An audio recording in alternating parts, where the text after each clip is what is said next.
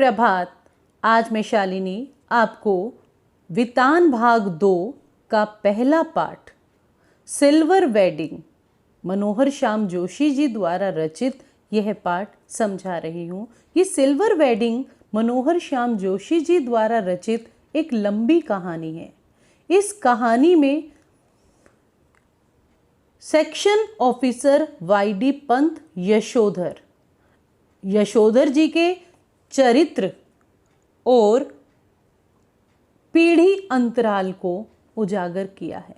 यशोधर बाबू के चरित्र को तो उजागर किया ही किया है, साथ ही साथ पुरानी और नई पीढ़ी के द्वंद्व को भी दर्शाया है। तो बेटे अब मैं आपको ये कहानी समझा रही हूँ।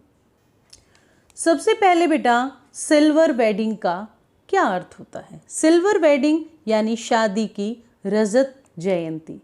रजत जयंती अर्थात यह उत्सव विवाह के 25 वर्ष बाद मनाया जाता है। तो बेटे अब शुरू करते हैं इसमें। जब सेक्शन ऑफिसर वाईडी पंत यानी यशोधर जी ने आखिरी फाइल का लाल फीता बांधकर निगाह मेज से उठाई,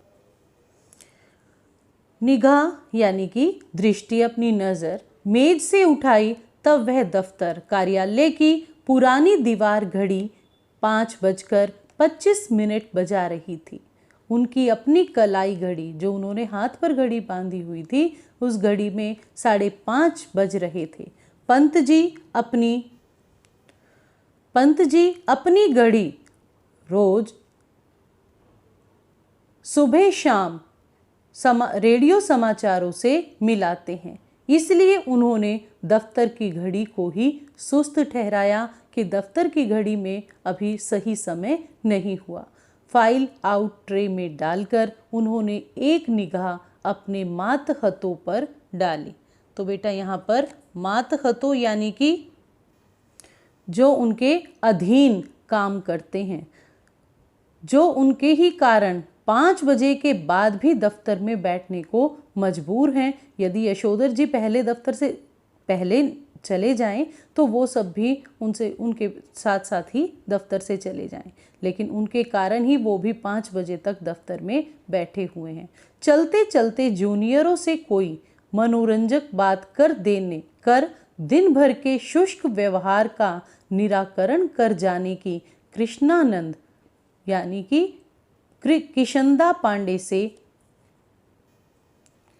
कृष्णानंद पांडे से मिली हुई परंपरा का पालन करते हुए उन्होंने कहा, आप लोगों की देखा देखी सेक्शन की घड़ी को जैसे आप सुस्त हो गए हैं, वैसे ही हमारे सेक्शन की घड़ी भी सुस्त हो गई है। यहाँ पर बेटे कृष्णानंद यानी किशनदा जी का जिक्र आया है। किशनदा यशोधर जी के आदर्श रहे हैं। यशोधर बाबू किशनदा के ही आदर्शों पर चलते हैं। सीधे असिस्टेंट ग्रेड में आए हुए नए छोकरे चड्डा ने, जिसकी चौड़ी मोहरी की पतलून यानी पैंट और ऊंची एड़ी वाले जूते पंत जी को समहाउ इम्प्रॉपर मालूम होते हैं, उन्हें ये ठीक नहीं लगते। थोड़ी बदतमीजी सी की, एज यूजुअल बोला, बड़े बाऊ आपकी अपनी चूनेदानी का क्या हाल है। तो यहाँ उन्होंने चूनेदानी उनकी घड़ी को बताया है। वैसे होती है चूनेदानी पान खाने वालों का चूना रखने का बर्तन। तो ये किसके लिए कह रहे हैं? उनकी घड़ी के लिए। वक्त सही देती है या ये जो आपने घड़ी पहनी हुई है, क्या ये सही वक्त बताती है? पंत जी ने मिस्टर चड्डा की धृष्टता को अनदेखा किया और कहा, मिनट टू मिनट करेक्ट चलती है कि मेरी घड़ी तो सही समय बताती है। चड्डा ने कुछ और धृष्ट होकर पंत जी की कलाई थाम ली। इस तरह की धृष्टता का जो उन्होंने अशिष्टता की है, ये जो धृष्टता मतलब अशिष्टता, प्रकट विरोध करना यशोधर बाबू ने अब छोड़ दिया है। मन ही मन वह उस जमाने को याद जरूर करते हैं जब दफ्तर में वह किशनदा को भाई नहीं भाई साहब कहते और समझते थे। घड़ी की ओर देखकर वह बोला, बाबा आदम के जमाने की है बड़े बाऊ, ये जो आपकी घड़ी है ये तो बहुत पुरानी है। अब तो डिजिटल ले लो, एक जापानी सस्ती मिल जाएगी। अब वो उन्हें उनकी घड़ी के लिए कहते हैं कि आपकी घड़ी तो बहुत पुरानी हो गई है, आप एक नई घड़ी खरीद लीजिए। यह घड़ी मुझे शादी में मिली थी, हम पुरानी चाल के, हमारी घड़ी पुरानी चाल की। अरे यही बहुत है कि अब तक राइट टाइम चल रही है, सही समय बताती है, यही बहुत है। क्यों, कैसी रही? इस तरह का नहले पर दहला जवाब देने का एक हाथ देते हुए एक हाथ आगे बढ़ा देने की परंपरा थी रेमजे स्कूल अल्मोड़ा में, जहां से कभी यशोधर बाबू ने मैट्रिक की परीक्षा पास की थी। इस तरह के आगे बढ़े हुए हाथ पर सुनने वाला बतौर दाद अपना हाथ मारा करता था और वक्ता श्रोता दोनों ठठाकर हाथ मिलाया करते थे। ऐसी ही परंपरा किशनदा के क्वार्टर में भी थी, जहां रोजी रोटी की तलाश में आए यशोधर पंत नामक एक मैट्रिक पास बालक को शरण मिली थी। कभी किशनदा कुंवारे थे और पहाड़ से आए हुए कितने ही लड़के ठीक ठिकाना होने से पहले उनके यहाँ रह जाते थे। मैस जैसी थी, मिलकर लाओ, पकाओ और खाओ। उनका जो घर था वहाँ पर मेस थी, सब लोग मिलकर लाते थे, पकाते थे और खाते थे। यशोधर बाबू जिस समय दिल्ली आए थे, उनकी उम्र सरकारी नौकरी के लिए कम थी। कोशिश करने पर भी वे बॉय सर्विस में वह नहीं लगाए जा सके। तब किशनदा ने उन्हें मेस का रसोइया बनाकर रख लिया। यही नहीं, उन्होंने यशोधर जी को 50 रुपये उधार भी दिए और ताकि वह अपने लिए कपड़े बनवा सके और गांव में पैसे भेज सके। बाद में इन्हीं किशनदा ने अपने ही नीचे नौकरी दिलवाई और दफ्तरी जीवन में उनका मार्गदर्शन किया। चड्डा ने जोर से कहा, बड़े बाऊ, आप किन ख्यालों में खो गए? मेनन पूछ रहा है कि आपकी शादी कब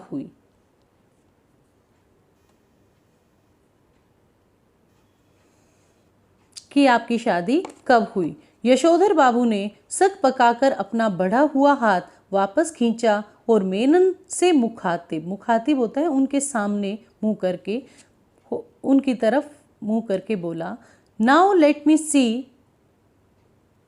मेनन से मुखातिब होकर बोले, यशोधर बाबूजी उनके सामने आकर बोले, now let me see, I was married on 6 Feb 1947। और यह बताने के बाद मेनन ने फौरन हिसाब लगाया और चहक कर बोला, many happy returns of the day sir.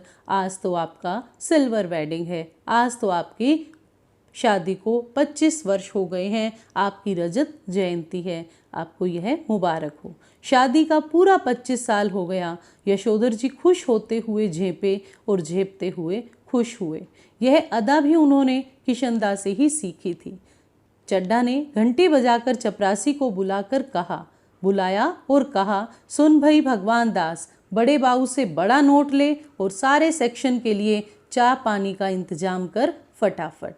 Yashodhar जी बोले, अरे ये वेडिंग एनिवर्सरी वगैरह सब गोरे साहबों के चोचले हैं, हमारे यहाँ थोड़ी मनाते हैं।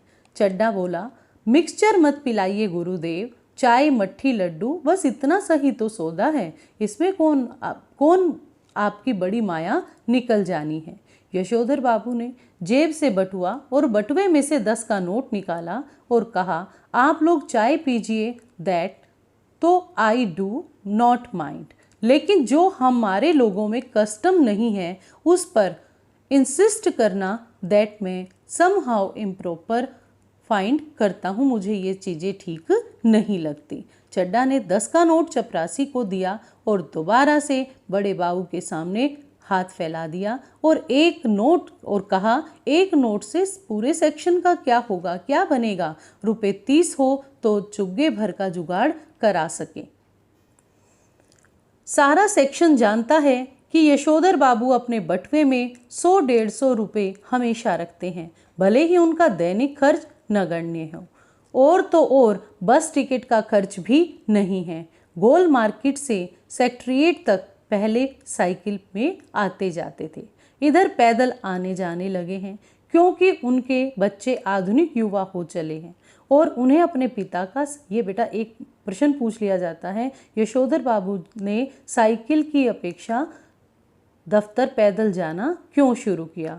उन्हें अपने बच्चों का साइकिल सवार, उन्हें अपने पिता का, जो उनके बच्चे थे वो युवा हो गए थे, उनकी आधुनिक सोच थी और वे अपने पिता को साइकिल पर नहीं जाने देना चाहते थे। तो पिता का साइकिल सवार होना सख्त नागवार गुजरता है। बच्चों के अनुसार साइकिल तो चपरासी चलाते हैं, बच्चे चाहते हैं कि पिताजी स्कूटर ले लें, लेकिन पिताजी को समहाउ स्कूटर निहायत बेहुदा सवारी मालूम होती है और कार जब अफोर्ड नहीं की जा सकती तब उसकी बात सोचना ही क्यों। तो बेटा इसके बाद अगली वीडियो में समझाऊंगी। धन्यवाद।